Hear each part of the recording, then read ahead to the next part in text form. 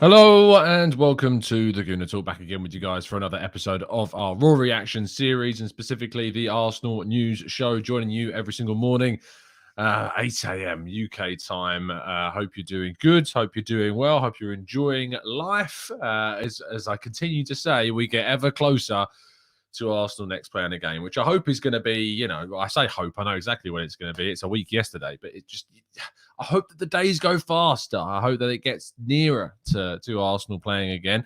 I suppose you don't want to take it for granted. We've only got 10 games left of the season, and then we've got a whole, 2-month break until the next one. So it's always a catch-22 in terms of football, because you desperately want the next game, but knowing the next game's coming and knowing that when that's done, there's only 9 left. But then it is the transfer window, which is kind of TGT's natural habitat is the transfer window. So I suppose there is always that to look forward to as well. Let's say good morning to everybody joining us in the chat box. Who's this getting first in the chat box? Jake, good morning to you, mate. To Shal, to Anthony. Good to see some new faces in getting in the chat box first this morning. I set it up a little bit earlier than usual. Wilson, good morning to you, to Peeny Ween, Mike, Viware as well. JM, we've got Harvey, we've got Manu, we've got John T. Who else have we got in here? Matt G, of course, Hot Air. Paul, we've got Lars, we've got Jose, Ruben, Oderile. Good morning to all you guys. Stevie, Romain, Kevin, Tulip, Olu. Can we scroll down a little bit more and see who I missing? Maybe you've got some new faces that I've not seen. Lestin, good morning to you. Liam Thomas, good morning to you. Gents, good morning. You said what? Good morning to you, mate. Let's scroll down and find some more new faces in the chat box as well. Patrick, good morning to you, mates. We've got Kipsicle as well. Good morning. Danger Close. With a Borussia Dortmund badge. You're in the wrong news place, but everyone is welcome. Let's crack on with today's stories. As always, telling you to go and subscribe to the Arsenal Way, link in the description. As I said, I've made a link tree now. It's much easier for you to kind of navigate through all the TGT links. So if you click on the link in the description, it will take you through plenty of different TC and TGT related stuff. So make sure you check that one out. Also, in regards to articles that went out yesterday from myself, a few went out over on football.london. We did a really interesting piece talking about kind of the puzzle that Mikel Arteta has got to solve regarding Darwin Nunez. How much do you pay for a striker, knowing that you might need to bring in 2? Kind of the conundrum around that. And then the other one about how Kieran Tierney leaving wouldn't be the worst thing in the world, and actually about how, Arsenal are prepared in case Kieran Tierney leaves. We've proven that we can find gems like Tomiyasu, etc., for some really good, solid fees, so that if he was to say move on, which we're going to talk a little bit more about in a second, it wouldn't be the end of the world. We start off, though, with an interesting news story and a big congratulations to Bradley Ibrahim, who has signed his first professional contract with the club. He's a midfielder. Don't know much beyond that, to be honest, and it's not surprising. He's still very much on the, he's behind the scenes in the youth setup, and it's great to see another player getting their first new contract in the club. So a big congratulations to Bradley there. Maybe he watches the show. Bukayo Saka looks increasingly likely, it seems, to sign that brand new deal with Arsenal. It is said that he is very happy with him being at the club, and that negotiations will take place at the end of the season, as with Mikel Arteta as well. But the club are very happy, of course, as you would imagine, and he is very happy to remain an Arsenal player. So fingers crossed that'll be all sorted out in June, July, August time. Now, Nicolas Pepe, however, has been speaking about his future, and he says, I'm focused on how well we do until the end of the season and the club's target, which is getting into the Champions League. Then we will see what happens. A pretty big indication there that, he's very open to seeing what's going to go on. Could he go? Could he stay? We'll wait and see. If I was Nicolas Pepe, and I'm not, I would personally probably move on. Just from the situation, not anything from my personal view of Pepe, but from the situation that you're not getting many minutes, you're playing behind Bukayo Saka, you're turning 27, I think, this year. You're getting into your prime. You need to be playing week in, week out. And that's just not going to happen at Arsenal whilst Bukayo Saka is still at the club. And it's unsurprising that this has happened, because Saka's been absolutely brilliant. He's been playing week in, week out, and quite rightly too. We haven't needed to rest Saka, to be honest. If you think about it, we haven't played in European football. We've not needed to rotate as much, so we can continue to use him. And I think we've reaped the benefits of that. But Pepe looks very likely, in my view, to move on in the summer. And this quote, I think, opens the door to the possibilities of a summer exit as well. Our next story is around Tite, the Brazilian head coach who, of course, last week was linked with a move to Arsenal. Faria from Globo Sports claimed that the Brazilian head coach was in negotiations with Edu Gaspar, who wanted to bring him to Arsenal. Well, the Brazilian head coach came out yesterday to say about the information given during the broadcast of Globo Network, my feeling is very sad. And I get sad because information is passed on to the public that is a lie. I apologize to Arsenal, but that information did not come from us, and there is absolutely nothing. He also went on to apologize to Arteta. Tite, you've got no reason to apologise. There is no need for the Brazilian coach to say sorry. The apology should come from the misinformation that was spread about the head coach. And of course, there is always going to be certain stories that come up that don't really have much credibility, but their timing, the possibility of it being true can kind of, raise up quite a large amount of hype. But this was never, ever, ever, ever, ever going to happen. Mikel Arteta is very, very settled at Arsenal. Arsenal are very settled with Mikel Arteta. And the expectation is that Arteta will be offered a new contract in the summer that the club are confident that he will sign. So never, ever going to be. It was never going to happen. It just wasn't. Our penultimate story of the day revolves around Kieran Tierney, and that the Sunday Post reported that Real Madrid sent their chief scout to watch Bukayo Saka at Arsenal, and instead returned with a glowing report of Kieran Tierney. There are now suggestions that a £50 million deal could be put forward to the Gunners in the summer that would see Kieran Tierney joining Carlo Ancelotti at Real Madrid. He, of course, was a very big fan of Kieran Tierney's whilst he was at Napoli, and Arsenal actually beat Napoli to Tierney's signing when they bought him from Celtic.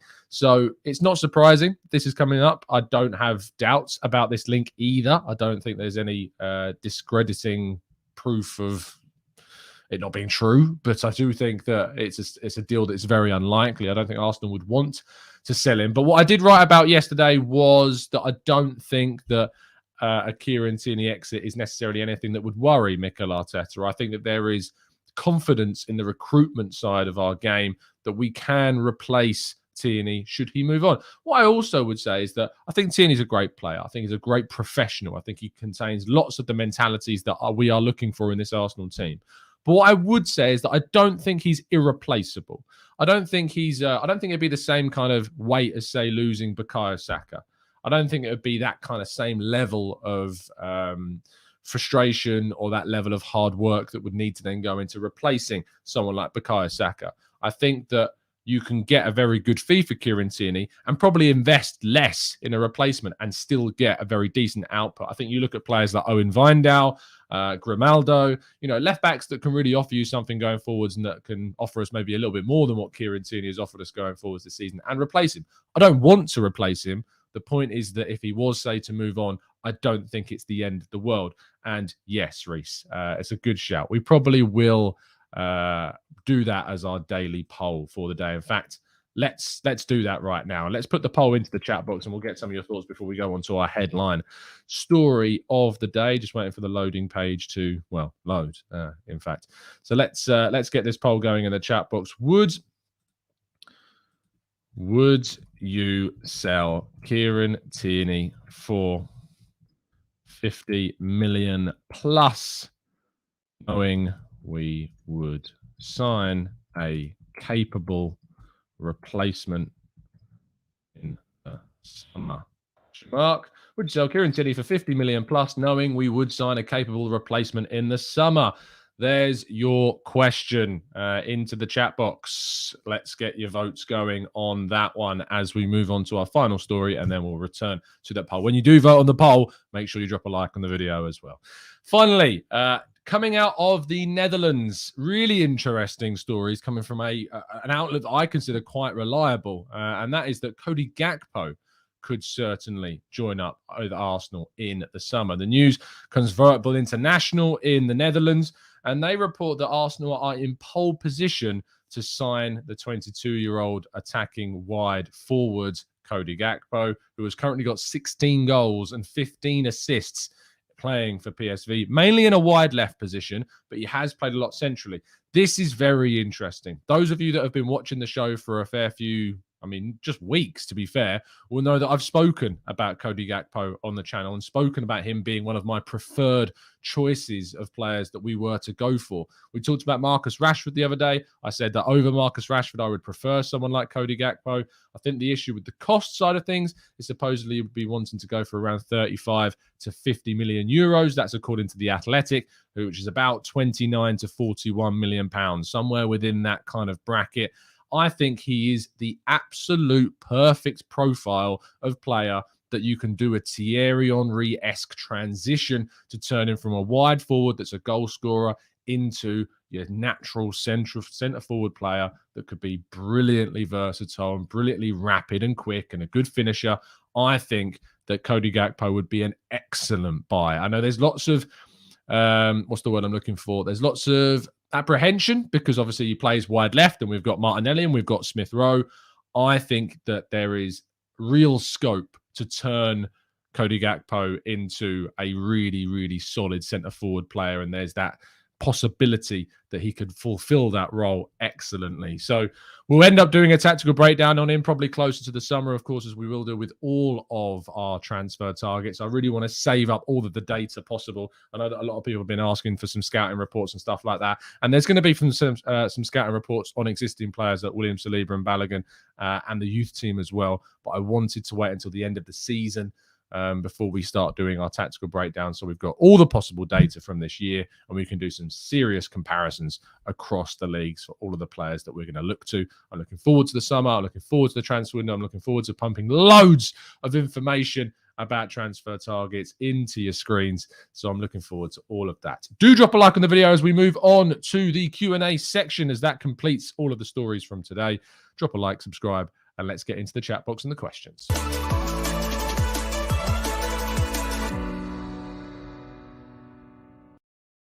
Okay, then, let's jump into the chat and first of all check our poll. The question was, for those that have joined late, would you sell Kieran Tierney for 50 million plus, knowing that we would sign a capable replacement in the summer? 36% says yes, 64% says no. That is the side that I lean on. I lean on saying no. I don't think there's a need to sell Kieran Tierney. However, there is the caveat that, say, if we were to sell Kieran Tierney, I personally would not be too concerned about bringing in a possible replacement for him. That's kind of my viewpoint, but I lean towards no. But knowing that if the answer is end up being yes in the summer, I don't think it's too much of a thing to be too concerned about. Anyway, let's jump into the chat and go through as many of your questions as we can tackle in the next 15 to 20 minutes or so. We start with Rich Carter, who says, do Arsenal really need another inside left? Again, this is the point I'm raising. Gakpo is not necessarily a risk signing because I think his versatility to play both left forward and centre forward really would step up. He is levels above Folarin Balogun. I know you bring it up as an example, but he is levels above him and only 2 years older. So for me, I am all out going and investing in someone like him. Marcus says, did you say that you would do a tactical breakdown on all of our targets? OMG, you'll be so busy. Think the wedding postponements might be going. We'll find the time. Don't you worry. The time will be there. There's no football in the summer, so any of the time spent watching that will be used to focus on transfer targets. Z says, what could we get for Ainsley Maitland-Niles since Roma doesn't want to buy him? I think you're going to struggle to get around 10 million quid, to be honest, for Ainsley Maitland-Niles. Let's wait and see. Answer says, Tom, what are your thoughts on Scamacca? He's my favourite striker at the moment for us. I think there are better strikers out there that score more consistently than he does, but he does fulfill a lot of the characteristics that are lacking. He's tall, he's good in the air, he's not necessarily slow, still good with the ball at his feet, and he's a good finisher. So I think all of those things go in his way, but I think that there are players like Schick, like Nunez, that I would prefer over Scamacca. But if it was to be him, I wouldn't have too many complaints because I think he's a solid forward. Alan says, Tom, if Kieran Tierney goes, we will miss a captain material. His passion will be missed. We may replace the talent, but what about the passion? It's a good point, and Alan, you raise it really, really well. Can you replace that passion with someone coming through or bringing someone in? Yes, you can. And you look at the players that we brought in the summer. Ødegaard, great leader. Sambi Lokonga has been a captain at Anderlecht. Aaron Ramsdale looks a leader from the back as well. Ben White has shown leadership qualities too.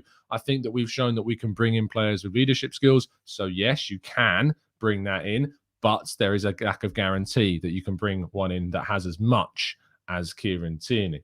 Harry says, Tom, I think what you should look at when you analyse the players, what systems they can play. Like Nunez always shifts to the left and would help Martinelli go inside. Yeah, we usually look at the team system and the heat maps, and that tells us a lot more about the players themselves and where they tend to kind of skew when they play. Like Martin Odegaard, when you look at him, tends to skew to the right-hand side and helps out Bukayo Saka. Ife says, Tom, if there's a better replacement out there, Real Madrid will be going for that replacement. We don't need to sell our best players. We don't need to. You're absolutely right. We don't need to. But it doesn't mean that it won't happen. And that's what I'm trying to get at. Langer says, how do you guys feel about getting Gakpo, Rashford and Nunez? If we sign Gakpo, we don't need Rashford. That is for sure.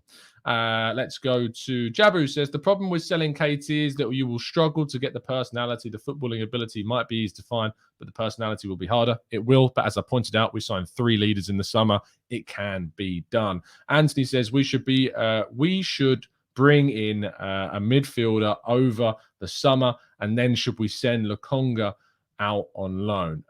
Why did I struggle reading that so much when it clearly says, who should we bring in for midfield over the summer? Should we send Lokonga on loan? No, we shouldn't, but who should we bring in? I like a Fabian Ruiz. I think he's a great option. The other option I'm really getting keen on is Eberechi Eze, who I know plays in more of an attacking midfield role, but I do think there's an opportunity to see him play in the left centre midfield role and add a little bit more verve and flair to that central midfield position than we currently have. Wilson says, what on earth is Carlo smoking over there, sniffing Tierney around? Behave yourself, man. Christopher says, should we sign Smith to... Oh, dearie me, Christopher. I mean, I don't think that Will Smith is going to be available for anything less than a ridiculous fee anyway. That's if he's not got a lot of other things to deal with at the moment. Stephen says, Tom, do you think there is a symmetry between Arteta and previous rebuilds in our history, like Bertie Mee, George Graham, and the initial tenure of Arsene Wenger, which led to success?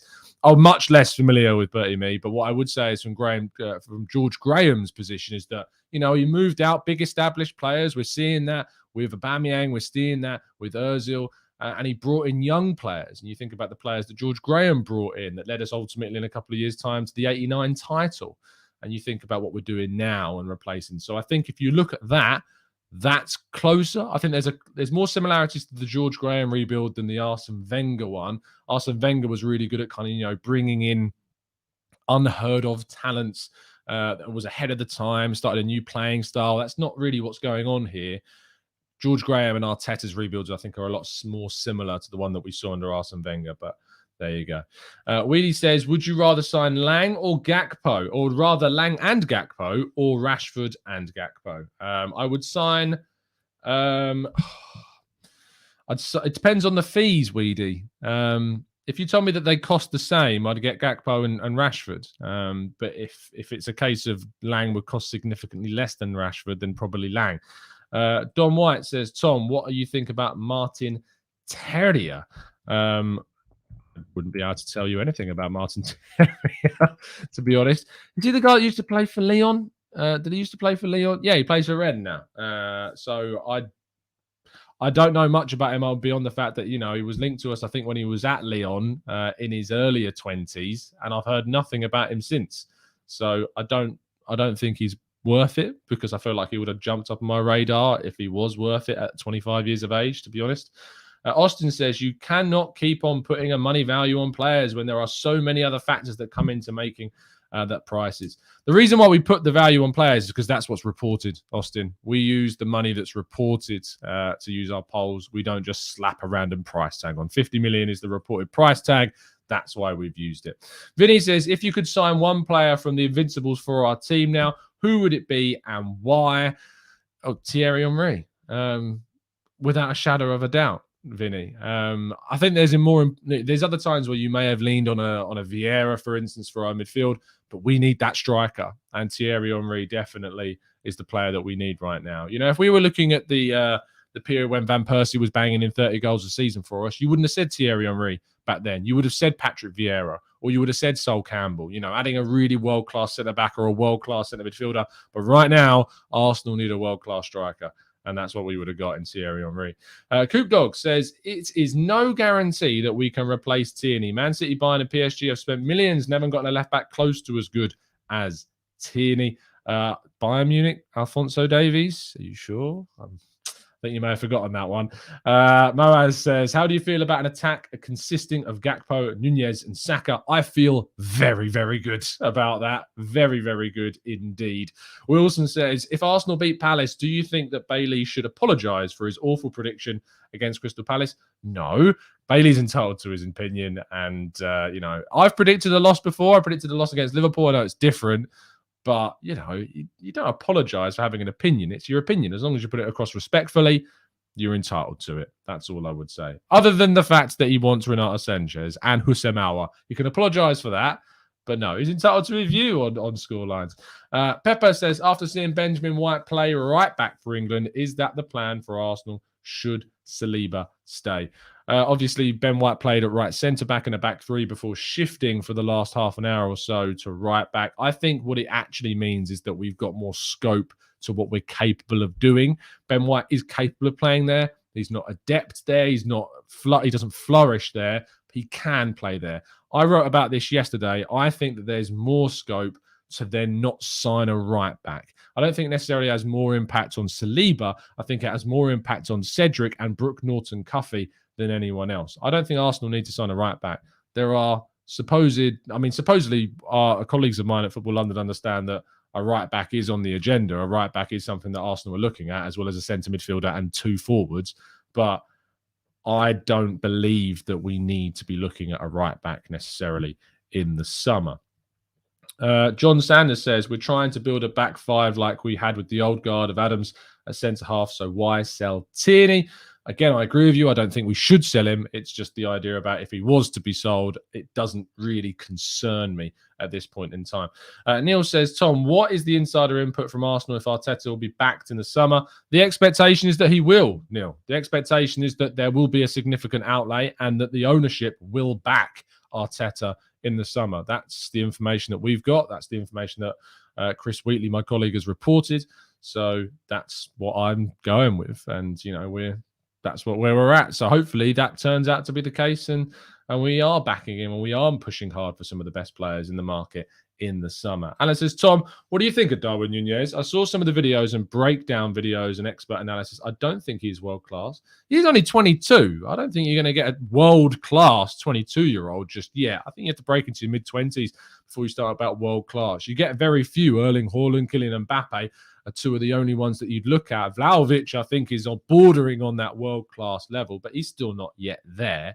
So it's very difficult to, say that a 22-year-old is not yet world-class. I think there's a lot of development still to go for a player like him. But what I do think is that what you see in Nunez is a player with world-class potential. He's certainly scoring at a world-class rate in a league which you wouldn't necessarily say is at the top tier. He's probably in the second or third tier. Definitely the second tier, the Portuguese league. You look at the top five leagues. I kind of look at it as three tiers now. I think the Premier League is so far away from the others that it's kind of in a league of its own. And then you've got France, Spain, Germany, Italy, and then below that you've got the Eredivisie and Portugal. So I think that in that league, he's showing some world-class levels. But I think when you compare that to the Premier League level, there is obviously going to be question marks about how consistent he would be. Kunal says, Tom, do you think Gnabry is possible? He sure is flirting with us lately. It's a possibility. His contract talks continue to stall. There isn't any concrete evidence that he will definitely sign with Bayern. And, he put on that Arsenal shirt the other day in an Instagram classic retro shirt post. So who knows? Maybe he will. Marcus says, Leno is a great shot stopper, but the rest of his game concerns me. Are you concerned it may prevent us from getting top four? There is always a concern that you will lose out with what Ramsdale provides you if we are to have Leno for the next few games. However, what we think is fortunate is that we should have Ramsdale back for the big games against United, West Ham, Chelsea and Spurs. We only should have Leno in for at least the Palace and maybe the Brighton games. Hopefully Ramsdale will be back by that point. Would you have Rashford or Sterling? I think Sterling is less of a risk, so I would choose Sterling over Rashford. Vinny says, Tom, who would you consider the Mexican Dani Rojas as a striking option? Where are you getting these names from, Vinny? It's a Ted Lasso character. See, I've still not watched it, so I'm so out the know with this. I just haven't had the time. Vinny, that's a first warning. Bastard. Christopher says, did you hear about the USA celebrating qualification to the World Cup, even though they haven't qualified yet? No, I didn't hear about that. I heard about Canada celebrating because they qualified, but I haven't heard about them I haven't heard about the United States celebrating too early. No, but I will certainly look into that. Joshua says, Tom, who's been your favourite player of the Emirates era? Mine's between Santi and Sanchez. It's Santi Cazorla. There's no debate for me. Santi Cazorla is my favourite player of the Emirates era without a shadow of a doubt. Very closely followed by Alexis Sanchez. Edwin says, Tom, who do you realistically reckon we will sign as top striker in the summer?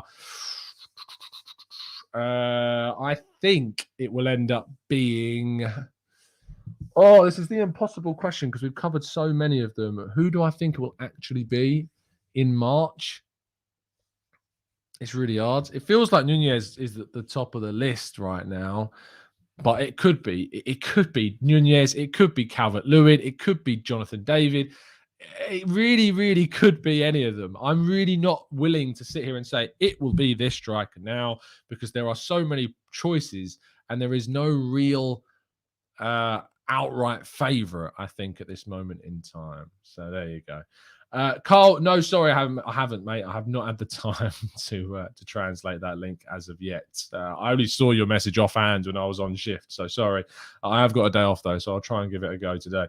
Nael says, would you rather sign Ramsey from Aston Villa, Jacob Ramsey, for a reasonable fee over Dybala? Yes, I would. I would rather sign Jacob Ramsey over Paulo Dybala without a shadow of a doubt. I think Jacob Ramsey is going to be a brilliant talent. I think would actually suit that left centre mid role that we've got quite nicely. I'm going to have to ban Will Smith's name from this chat box. Khalid, thoughts on the Dybala rumours? I wouldn't go for Dybala, personally. I just don't think that...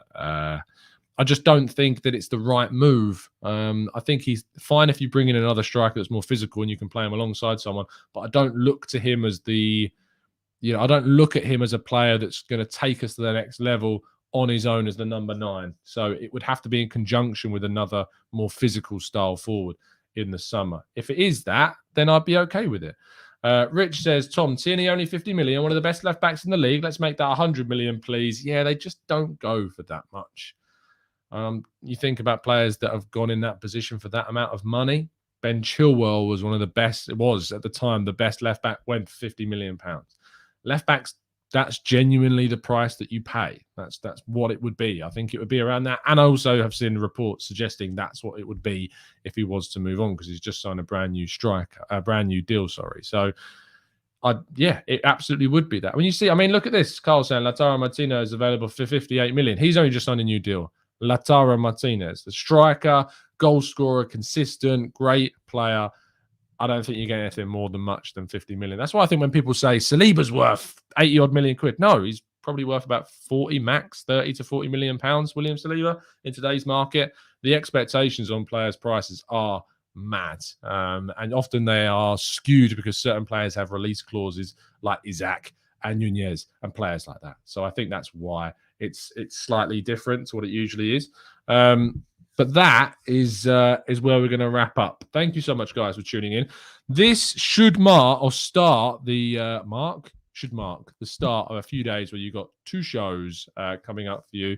You'll have a members podcast this evening. I'll be joined by some of the members from the Discord server to talk about the last run-in for the last 10 games of the season. We're going to be trying doing a prediction. I'm going to put together a prediction thing for all of the last 10 games of the season with the members tonight. So that should be quite fun. Tomorrow, we should be having our William Saliba loan update and, of course, finding out how he gets on for France. There's also rumours that, again, maybe he will be starting for France tonight. Apparently, RMC Sport claiming that he will start for France this evening. So we'll get all of the feedback on that tomorrow evening as well, plus how he's been getting on for Marseille in the month of March. And then on Thursday, you'll be getting your Arsenal youth team updates. We'll be getting more information about players like Marcelo Flores, who is targeting a place in the Premier League team for next season.